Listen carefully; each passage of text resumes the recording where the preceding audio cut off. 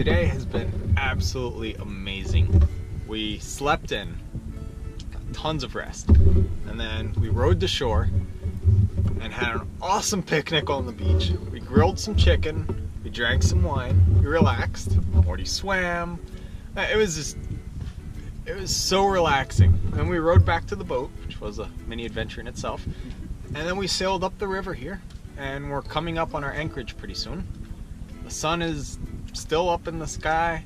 It's so peaceful and so relaxing. This is what I dreamed cruising was when I was still in dental school, wishing I lived on a boat.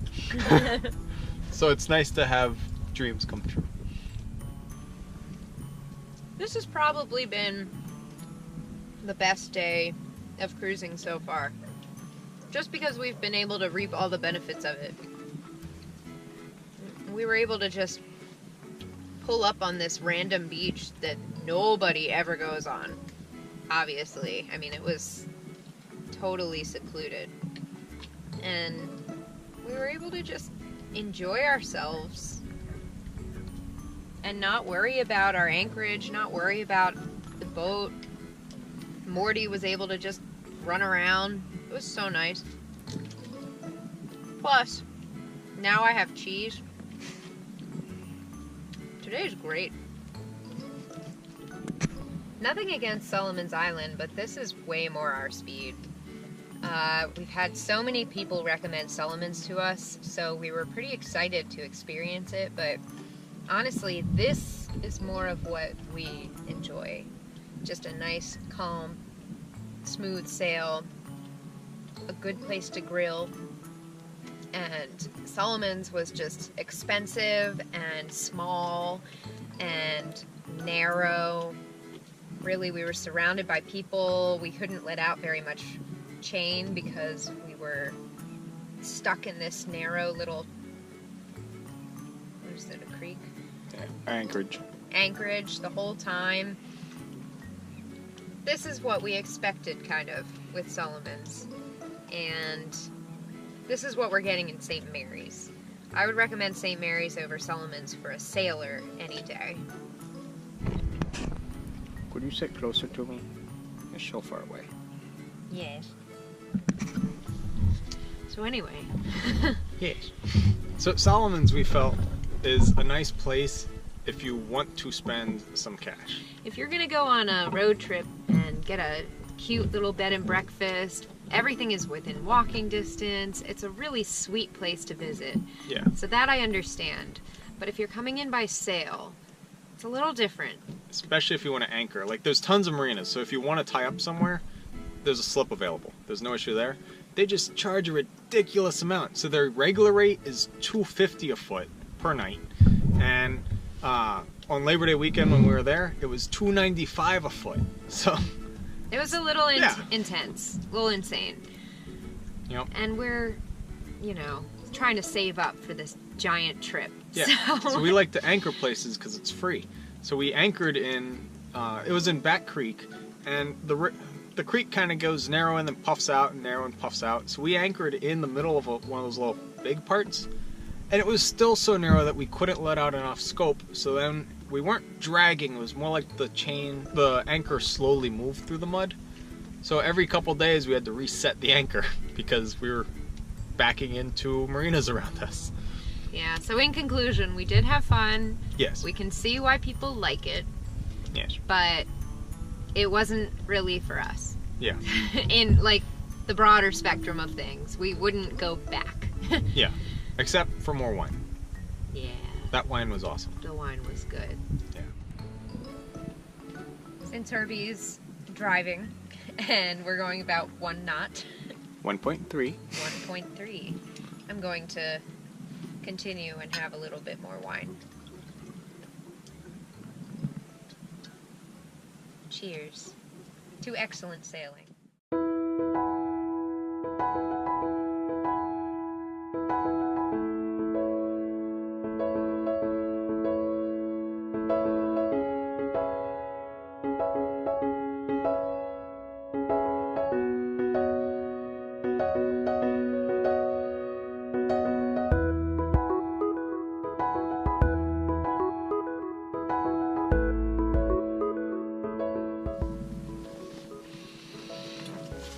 We are tacking. Slowest tack ever. Yes. We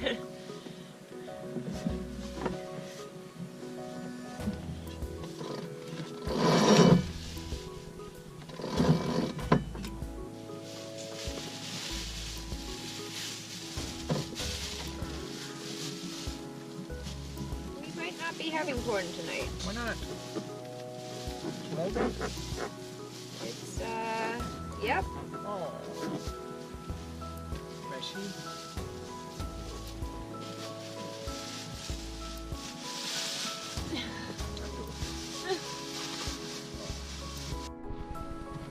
Woody, are you salty?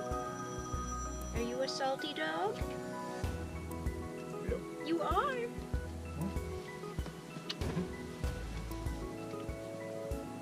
Yeah. We're anchored very comfortably in St. Mary's River, and the water's like glass. There is not a single ripple. It's amazing. So we just spent an evening watching Sherlock in the cockpit with blankets, and it was awesome. Now Herbie's gonna make some burgers because we're finally hungry after that picnic lunch. Today's a work day, so I'm going to get to work painting our hailing port onto the boat in a place where it is actually visible. So, yeah.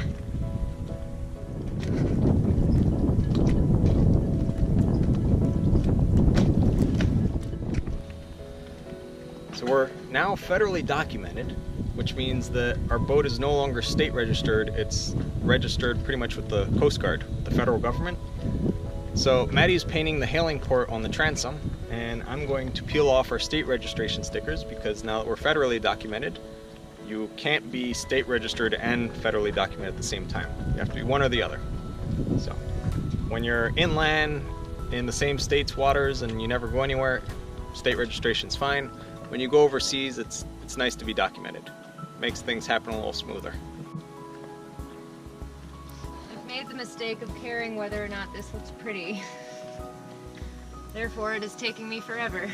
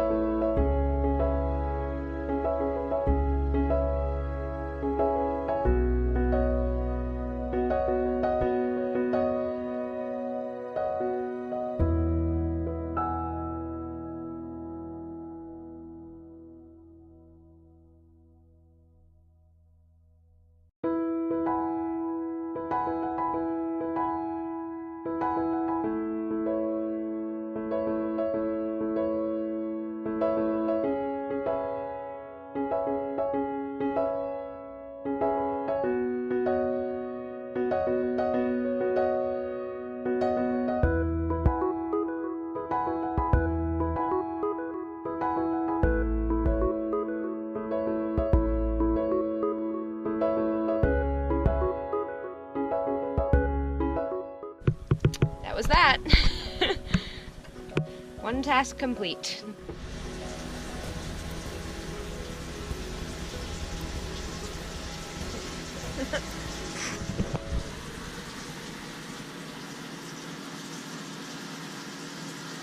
We will now discuss having pets on a boat, and it's actually very different for liveaboards and cruisers.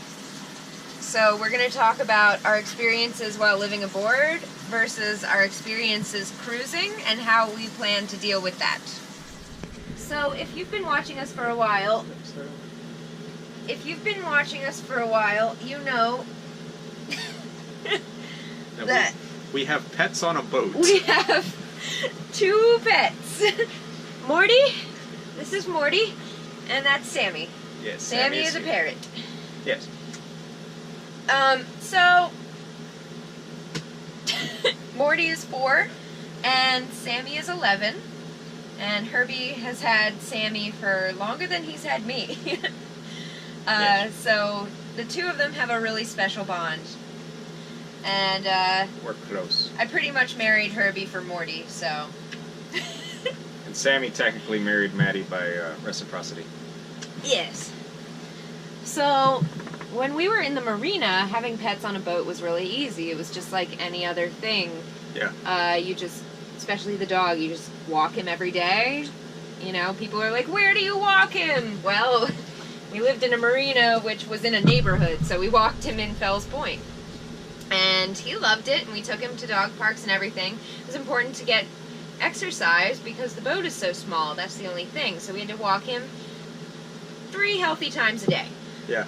Honestly, living aboard in a marina with a dog is the same as living in an apartment building. Yeah.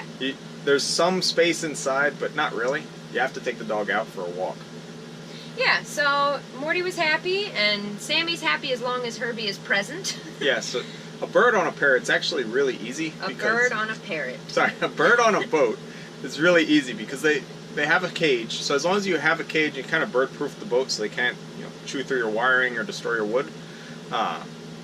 It's fine. And especially if the parrot's really tame like Sammy is, where she always wants to be on me, it's not a big deal moving onto a boat. You do want to make sure you keep their wings clipped because it sounds cool to think that, oh, the bird can fly off from the boat and come back to you, this and that. What's going to actually happen, something's going to startle the bird. It's going to fly out really far over the water, get tired, fall in the water, and probably drown. That's horrible. So, keep the wings clipped. That way, if it does fly off, it lands close to the boat and you can recover her and she'll be okay. More importantly, what we do with Sammy, if we're sailing or we're out, if the boat's moving, Sammy's either down below or in her cage. She never goes out in the cockpit just to avoid that little issue. That is how we keep them safe. Yes.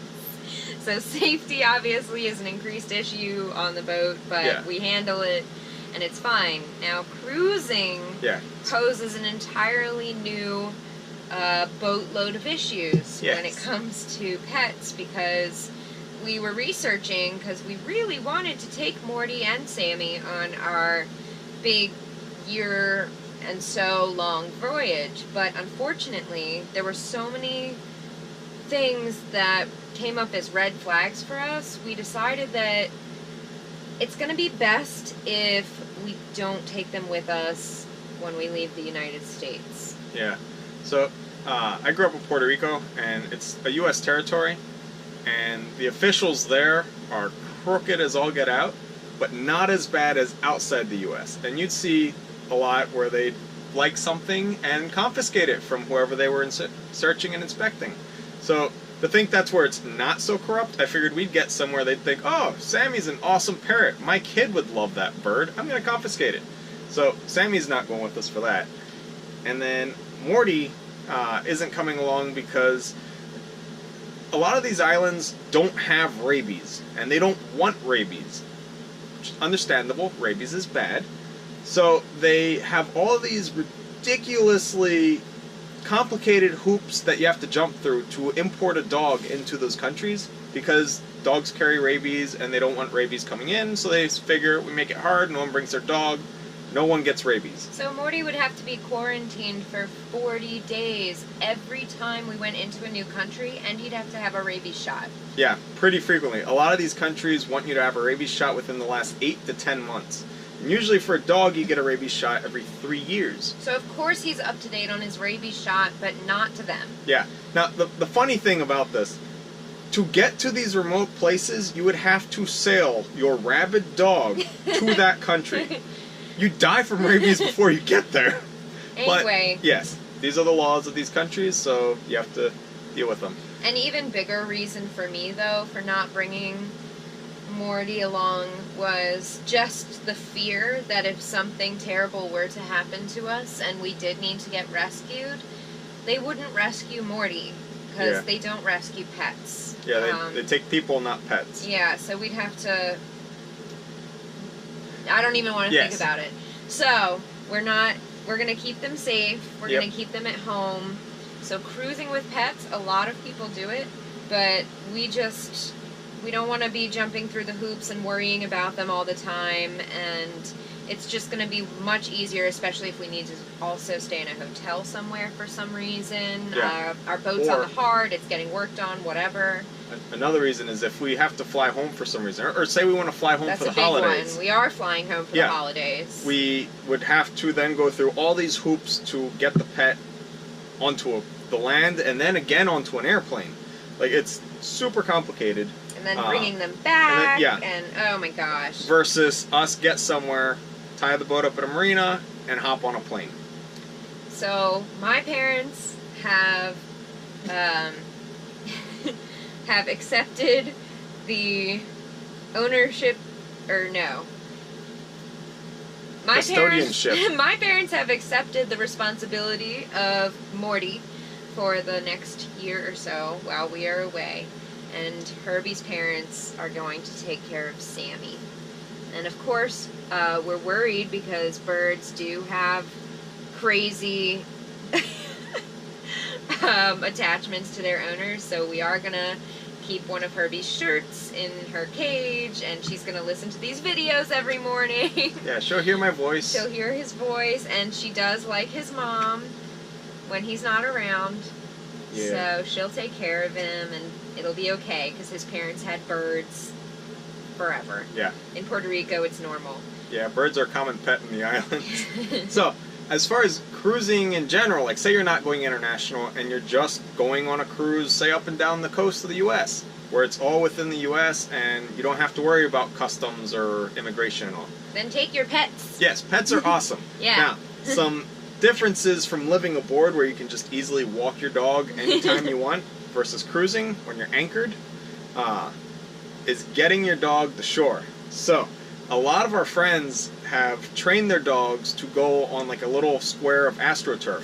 And the dog goes on it, then they just throw it overboard, drag it behind them, cleans itself off magically in the wake, and then they pull it back up nice and clean. So the dog is trained to go on that AstroTurf. Some dogs, like this little guy, will not go on the AstroTurf. They refuse. They'll look at it, they'll smell it, they'll lick it, and then they will hold it indefinitely. He's so good at holding it.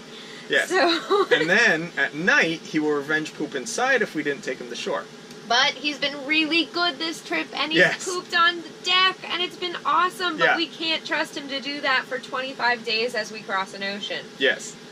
Yeah, oddly enough, instead of AstroTurf, he likes our solar panel, which, I'll take it, it's not inside. So that's a big thing. If you can train your dog to go on the deck, that makes life so much easier. Because there's times where we anchor and we can't safely get to land. Like, it's just not feasible. Whereas if you didn't have to, then you don't have to worry about that issue. So now, pets on a boat, yes. Definitely. Absolutely. Doable, fun, easy. Pets while cruising, less doable. Yeah, it depends where you are. Depends where you are and where you're going. And we are going to miss our babies so, so much. And I am dreading the day that they get picked up. But it'll also mean the beginning of the most adventurous part of our journey. So it'll be very bittersweet. Yeah. Now, as far as other pets... cats. Cats are... We know lots of people with cats on boats. Cats are really good with boats. The only problem is the litter box and where do you put it. So... The nice thing with cats, when you go through these countries where they're very picky about dogs and rabies, is they're only picky about the animal if the animal leaves the boat and goes to shore. So when the immigration officer asks, is your dog coming to shore, and you say no, he knows you're lying, because your dog's going to shore. Your cat, on the other hand, probably doesn't want to leave the boat. It's happy, this is its world, and it wants nothing else. And when you tell them that the cat's never leaving the boat, they'll believe you. And then you don't have to do all the quarantine or all the payment for the immigration. Like some of these islands, they're $500 per pet to bring ashore. Like it's ridiculous. It's insane. Yeah, so if you have any other questions about Morty and Sammy or just having pets on board in general, let us know. We hope we answered some of your questions. And yeah, in conclusion, Morty's the best dog ever. Yeah.